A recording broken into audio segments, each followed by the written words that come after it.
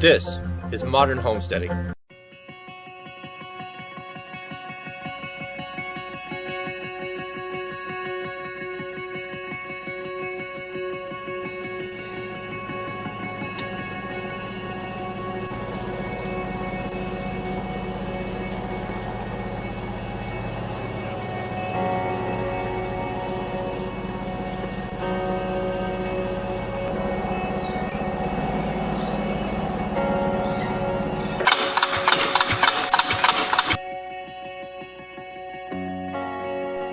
So, what do we have here?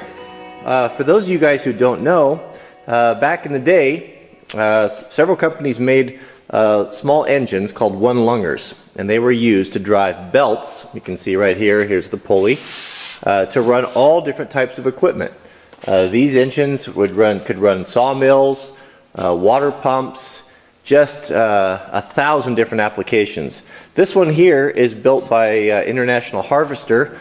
It's a 3 to 5 horsepower. They made a small one and a big one. This is the big one.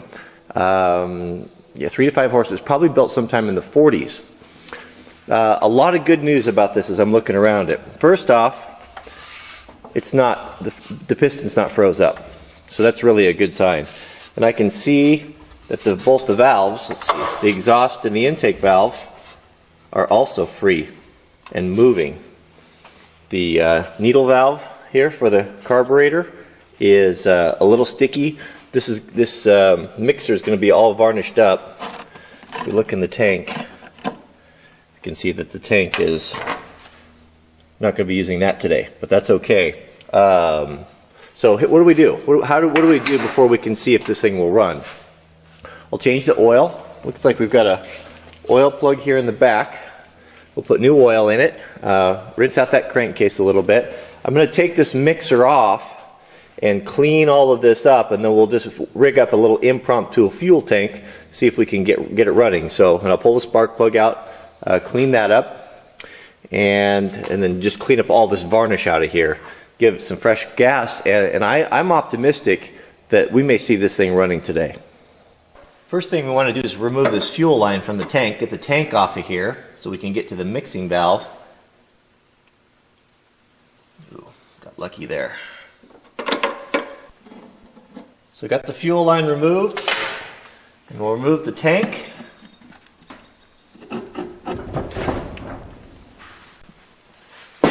With the tank removed, we can get to the bolts now to remove this mixing valve, carburetor, whatever you want to call it.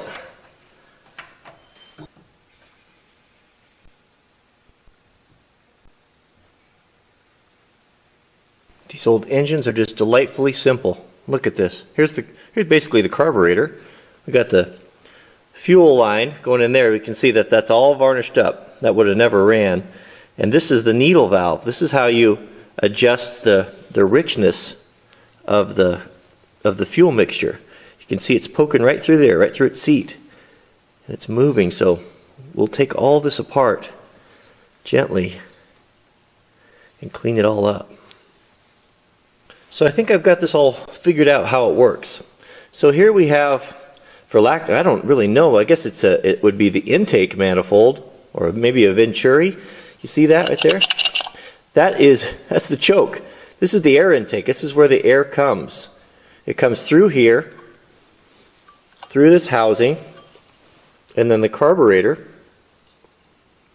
or mixer sits right there with that needle valve adjusting. I got to see the needle valve there. That in and out is a little tiny hole. It's what lets the fuel in. And then this here looks like it's just a choke. So it's just as simple as that. You just push that down to close the air off. I mean, it just couldn't be any simpler. Just delightfully simple. So let's get these parts soaking in some gasoline, and then we'll take a look at the oil. Get that drained. So here in the back of the engine, looks like we have the oil fill and the drain. Thick oil.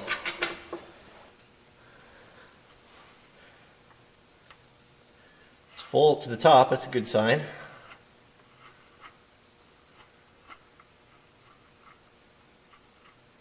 Oop.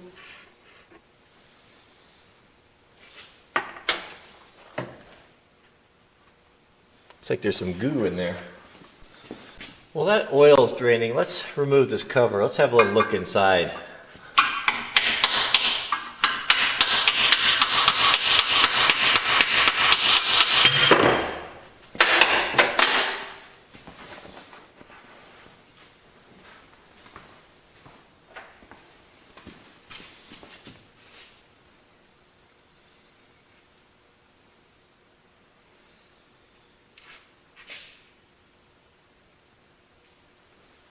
So what do you think? Is it going to run? It's exciting, isn't it? Oh, it's exciting. What a great little engine. It's in such good condition. One of the most important things is it's all there. It's all complete. Less the gas tank, which is non-repairable, but that's okay. We'll either make one or fix one. So, if you're enjoying this series, would like to see more, please click the thumbs up. You can, that's how you can support the channel. So, you're going to have to wait for part 2 to find out. I'm not going to let the cat out of the bag. I know what happened, but you'll have to wait and see. So stay tuned. Part 2 is in the can, and as soon as this uploads, I'll throw it together. I'll get these up as fast as I can. So again, thanks for watching. And many of you have asked about the timber frame. The weather has turned kind of bad. It's been really rainy and coldy. Coldy, isn't that nice? It's coldy outside. So, I'm going to let the weather get a little bit warmer because I have to mill some timber and I don't want to go out and work in the mud, the cold, and the rain. So, I'm inside working on the engine. So, we'll see you guys on part 2, and thanks for watching.